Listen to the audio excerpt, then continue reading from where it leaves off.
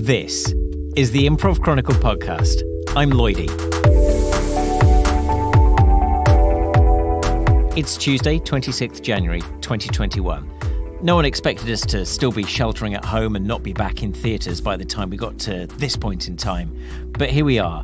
And just as our art form has adapted by going online shows, improv theatres and improv communities have adapted by using technology in different ways and sometimes even inventing their own technology. As people realise that online improv isn't going away, we look at how technology is being used and adapted by teams to make the experience better for performers and audiences and the improv community as a whole.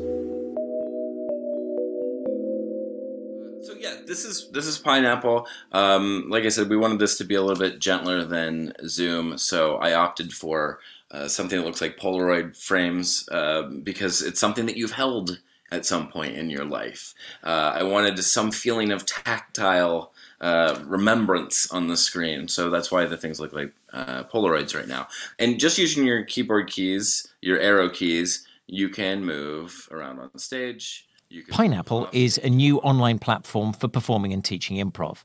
Its co-creator showed me around the platform the other day and told me how it came about. I'm Chris Griswold. I've been teaching and performing improv for over 20 years. I started in Pittsburgh. I moved to New York City and was there for 10 years. I worked for the Upright Citizens Brigade Theater. I was a performer at the Annoyance. And then about 6 months before the pandemic hit, I packed up everything that I had in New York and I moved to San Francisco to start teaching my own classes there with my company Thunderbolt Comedy. And I don't know if you know this, there was a worldwide pandemic. So those plans didn't quite come to fruition. So instead, my friend and student Michael Parlato approached me on, we figured it out, May 12th. And we started talking, what can we build? What can we build to make this all easier? And he and I had different ideas that became Pineapple. It's a huge undertaking, particularly in May, when we didn't really know how long the pandemic was going to go on for, let alone that we'd be spending such huge quantities in our homes and not being able to be in theatres. So why did you do this? I mean, seriously, it's a lot. We've approached everything from an improv point of view. We've just yes-anded. We yes-anded the pandemic and recognized that it was not going to go away immediately and that it was not something that we could ignore. It was something that we needed to acknowledge and address. And not just that, we've yes-anded each other every step of the way.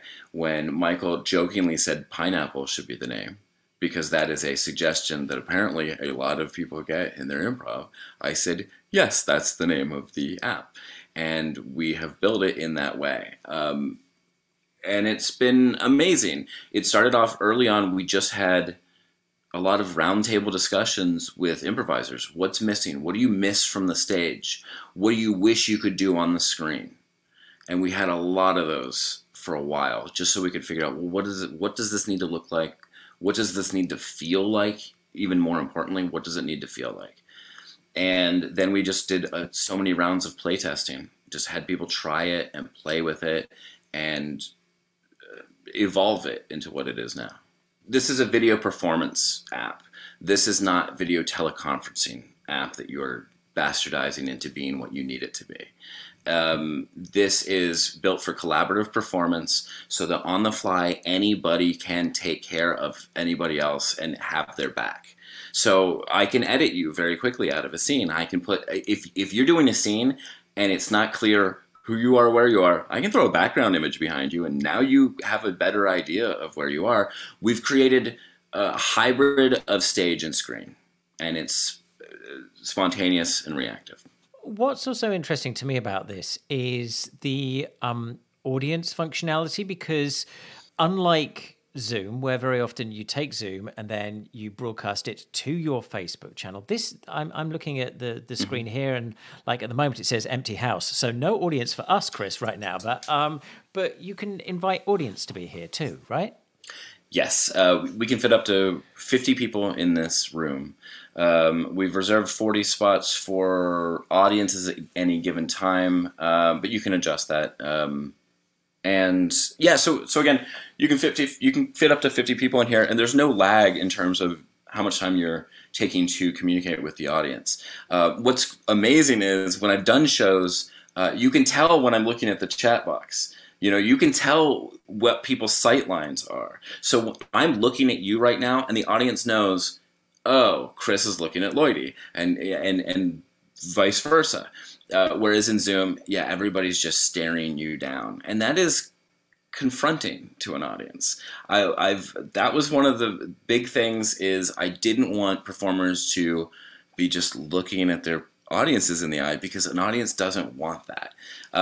We really have to think about film acting, screen acting, not just bringing improv to a screen. And so that was important. But it's funny, I would say this, there was a huge reluctance to get into virtual improv at all.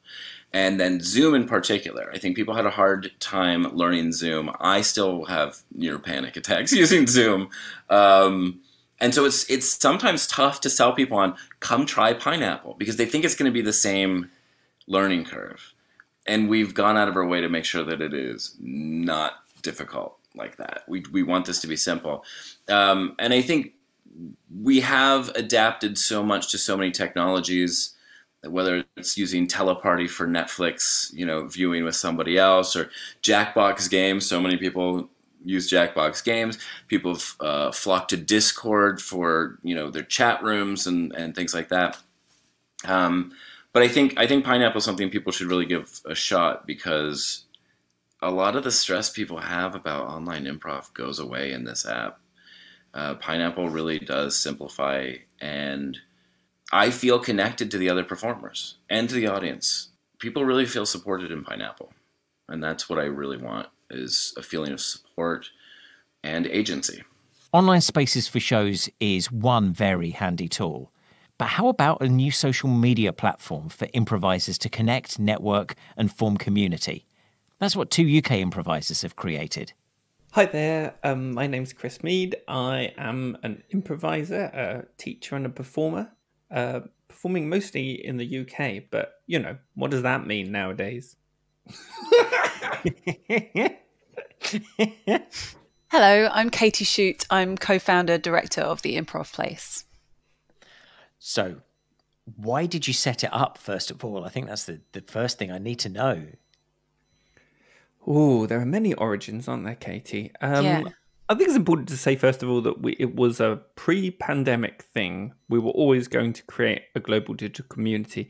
And one of the main reasons was that we were traveling around and meeting all these fascinating improvisers from all around the world as we went to festivals and things. We didn't want to rely on Facebook as the sole way to keep in touch with them. We wanted to sort of bring them together somehow on a different platform. It's interesting later that some of the feedback that we've had from the Improv Place is people going, it's like an improv festival, but it's a digital community. And we're like, yes, good. That's what we want. But yeah, I think it was an answer to partly an untapped place, not completely untapped. Nothing's totally new, right? But there was a lot of live stuff. Yes, you can travel around to reach it. And of course, that's quite exclusionary for some people as well, depending on their money and their lives and what holiday is available to them and, loads of different circumstances.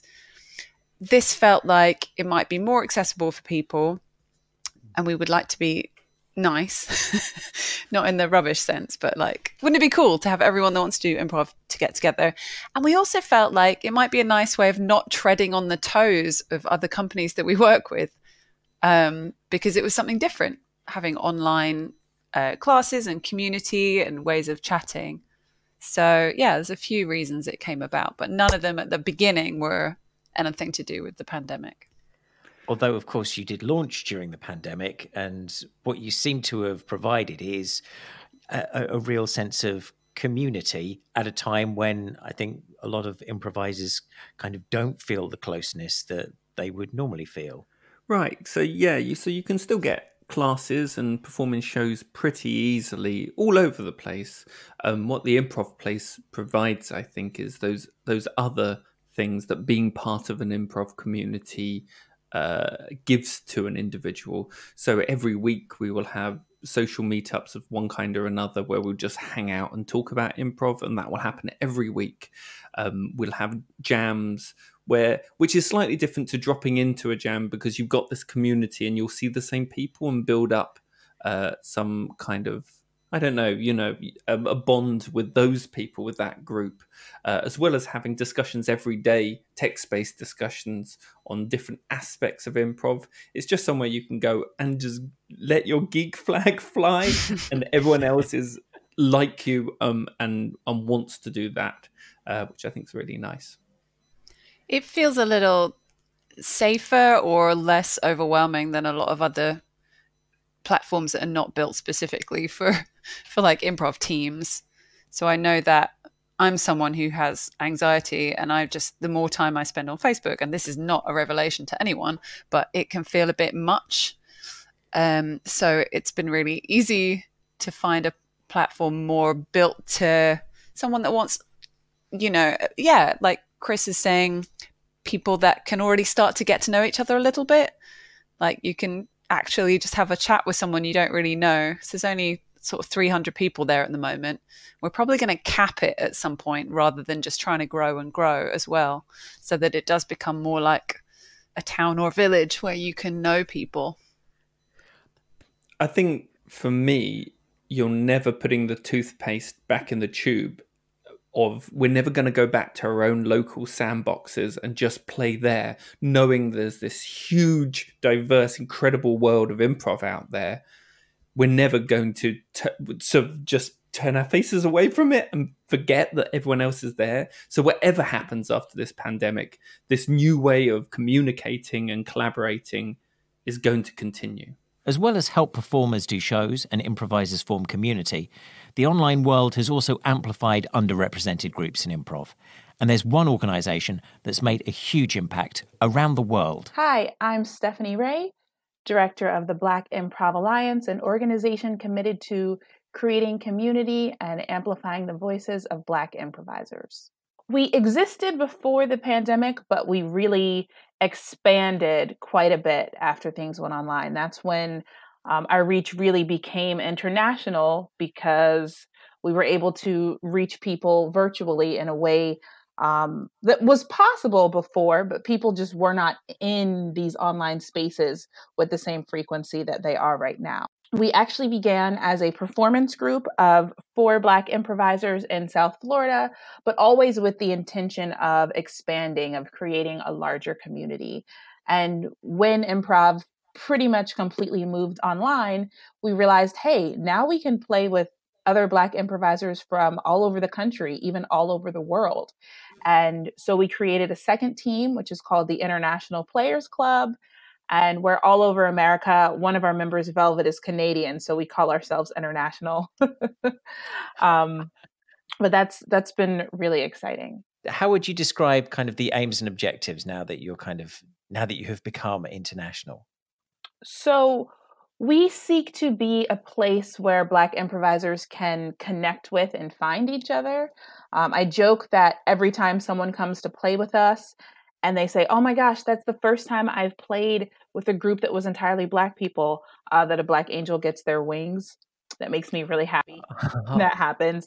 The other big thing that we've been very, very focused on, really probably the last 6-7 months, is our scholarship program, the 100 Black Improvisers Partnership.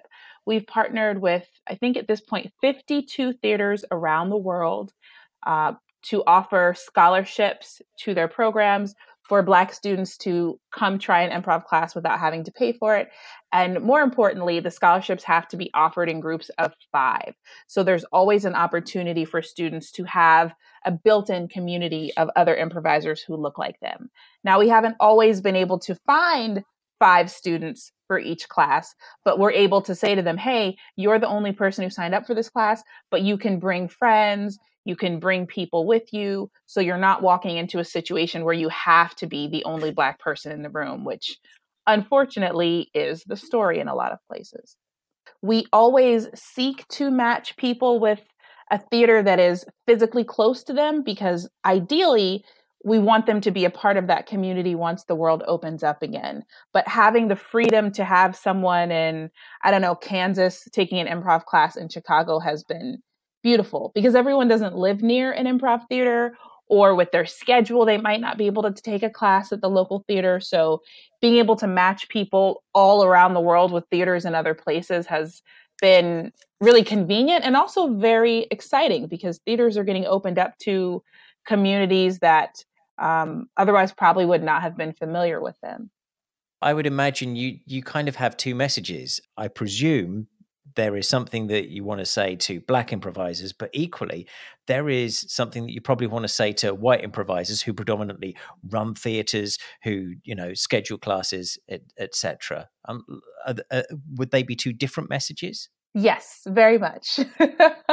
To Black improvisers, I would say, we want you in this art form. There is space for you. We want you to show up unapologetically. We are here to support you and to welcome you into this community and to help you create a community locally. So no matter what show you might have gone to, what class you might have taken before, if you did not feel like that was a welcoming or safe space for you, we want you to come back, because we are working very hard to change that.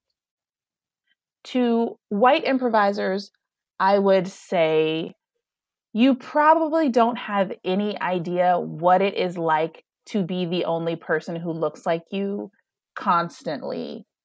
And with the understanding that that can be a very unpleasant experience, if you truly want diversity in your theaters and in your spaces, and you should, because it's going to be good for your business, it's going to be good for your performers, it's going to be good for you as a person.